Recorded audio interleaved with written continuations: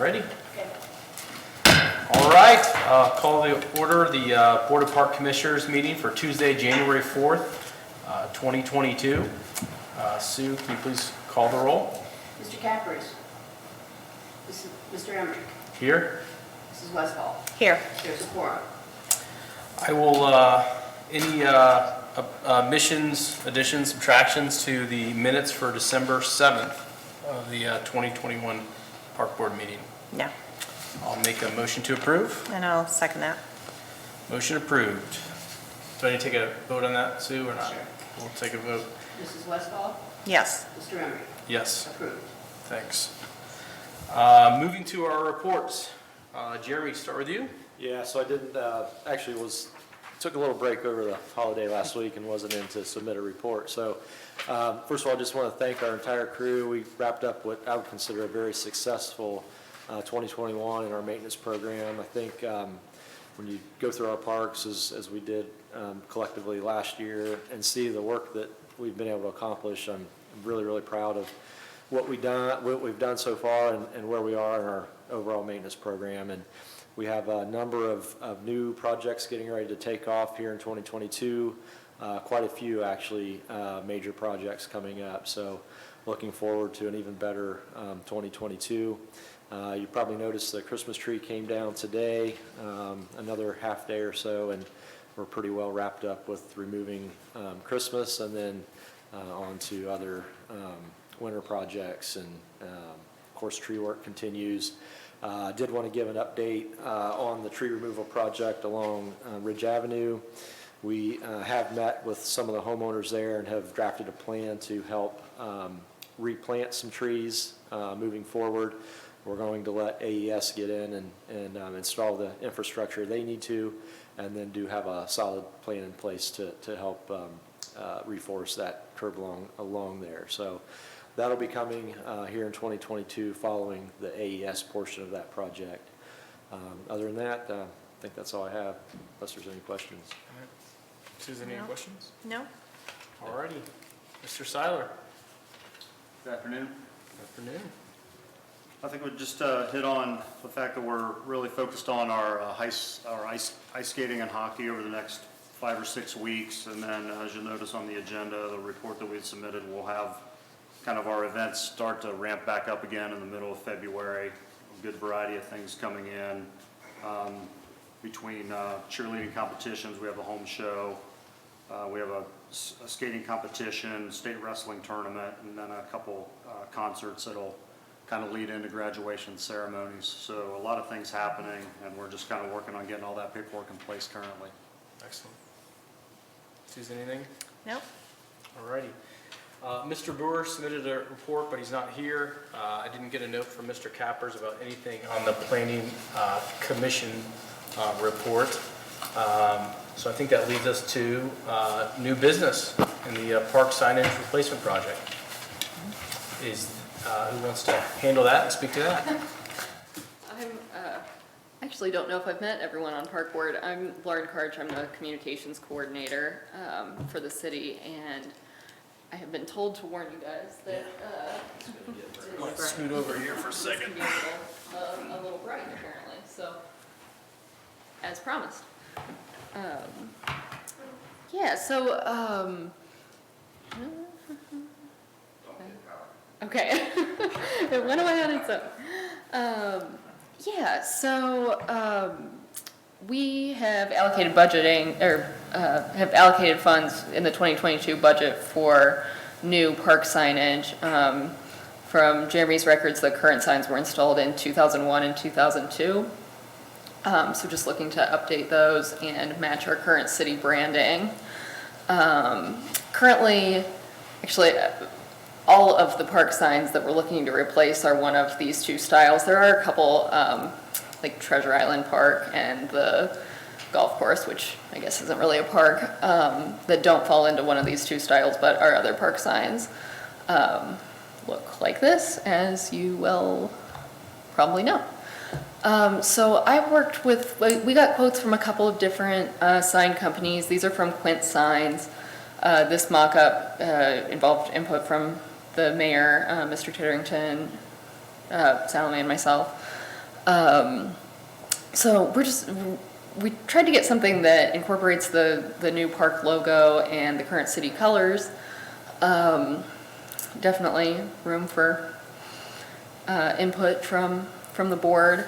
But we looked at coming up with 2 different sizes of park signs, kind of replacing both the large ones and the smaller ones with something that's, instead of having the horizontal and vertical pair of signs, just a bigger horizontal sign and smaller ones. So working off a list that Jeremy came up with, we've got 6 signs that either need to be replaced or placed into service that we would designate probably as the larger ones. We've got those at a 40 by 72 size. Those would all be made with carved recycled material and would include 6-foot cedar, or 6-inch wide cedar painted posts that Park Department would install for us. And if anyone wants to see what these look like, we've got, this is my show and tell chunk of plastic. But it's a lightweight sign printed out of the new park signs in Tip City. So if you've spent any time there, that'll be a similar kind of material, but in our colors, obviously. So the 6 big park signs will likely cost more than the other park signs in terms of overall cost. So the quote they'd given us was right around $23,000. Then the other smaller parks, we were looking at a 3-foot by 21-inch sign, real similar. Again, double-sided carved HGU material, and that priced out at around $21,000. When you say carved, does that mean that the letters are raised? Yeah, Okay. yeah, the letters are raised, and I believe the like the edges would be raised too. Okay. And then it'd be that same thickness as the sample, 1.5 inches thick, generally.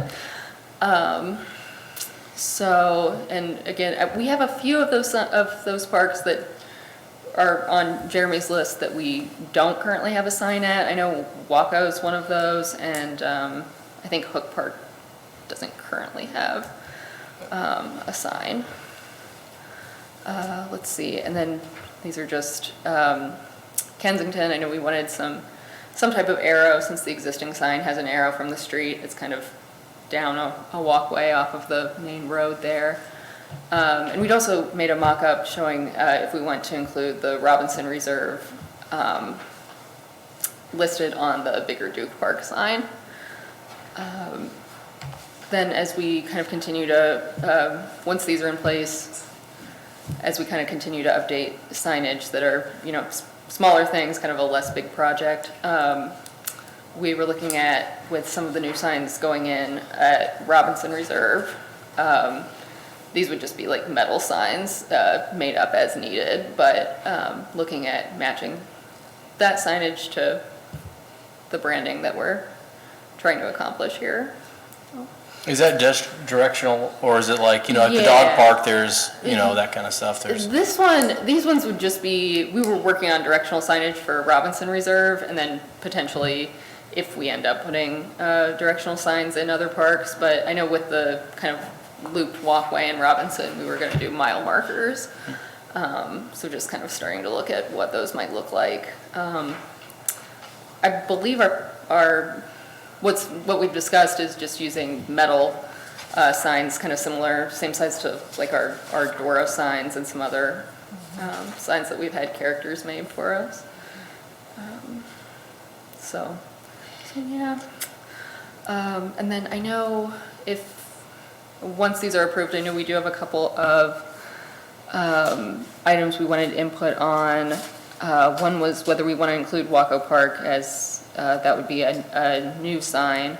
Whether we want to do the subtitling on the Duke Park sign, and apparently there are multiple spellings of McKay-Grace Park, or names of McKay-Grace Parks. In some places, in some of our documents, it's listed as McKay and Grace, and in some as McKay-Grace. And that information apparently has been kind of disparate throughout the years. So. okay. So this would be a chance to officially name it, I guess. And then, like locations of these signs, are you working with Jeremy and his team to, That's find out what makes sense for that? That's what our plan is. I'm not sure, I think a lot of them would go where the current signs are. Yeah, I And I'm not believe so. sure, I know like Community Park has kind of a bigger stone base that we would want to keep in service. Right. There was a question, Lauren, on McKay Grace, we're doing double-sided Yeah. McKay Grace. So there was kind of a question of, are we going to do double-sided and turn the sign the way they are now, or do we do single-sided and make it parallel with the street? I think it makes more sense to go perpendicular to the street and have it two-sided. But there's a sign on each side of that park. both on Yeah, that one in Kensington Park, I've got listed that we would need 2 signs, and I believe that's because both of those have 2 entrance signs as it stands. Yeah, that sounds right. And then we don't have a sign at all at Haywood right now, do we, Jeremy? No. Yeah. Okay, maybe that was. Yeah, Haywood, so Haywood and Hook would be additional, and we actually took one from Boyer. We've got 2 right now at Boyer. The second one is not really at an entrance, it's kind of just a driveway dead end off of a side street, so we dropped that one down to 1. No. I think they look good. We've kind of called this out in the last couple, trips that Yeah. we've done on our yearly trips visiting the parks, that some of that signage needs to get updated. But no, I like the design. I think it looks good. I have no issues. Do you need us to talk about the park names today then, I guess, with McKagan Race? Or how do we proceed with, Waco as well? Because I know there's some conversation about that park. Mr. Titter. Stay here. So if you go back to, where are we at? Right here. Waco Park was declared surplus Yeah. a couple times. A couple times. And so do we want to invest in a sign, or are we still going to try to sell that? The issues that we've had with trying to sell it from those that might have been interested is that there are no utilities accessible to that site to make them into developable lots. So that's been, and that would not be cheap to run the utilities to that parkland. If you want us to, we just didn't want to do it and then turn around and sell it, because you're not going to recycle those signs except into the landfill. Yeah. I don't see it getting used that much. Yeah, I don't- mean, I don't see the point of it And- personally. And we're gonna we've kind of talked about the condition of some of the equipment there anyways, which would have to be replaced, so, I don't see that unless there's something I'm missing from Al, but I don't think that's been part of the discussion. I think it's still to move forward as a surplus right now. Yeah, so I would say we don't need to put a sign there at this Okay. point. If we change our mind, we could always do it later. Yeah. Better to not do it and then do it later than do it and not need it. McKay and Race Park. So all the documentation that we've seen, it's called McKay and Race Park. It was never formally adopted by either the park board or the council. Jeremy just is a good example of a lot of people call it McKay Race Park. There's no and in there. I believe we checked, and there's actually an ampersand on the sign itself, so it is McKay and Race Park. We want to confirm that we're keeping it at McKay and Race Park. We can make that an ampersand instead of and, Yeah, I like that. I'm but- okay with that. I'm fine with that, yeah. Yeah, okay, because we can't white that out later, so. yeah. Yeah, no issue. That would And simplify I things. guess- It Yeah, I doesn't agree. matter. And You then, can and the keep calling it last cake one, race. again, is, we thought it would be a good idea to recognize the Robinson Reserve.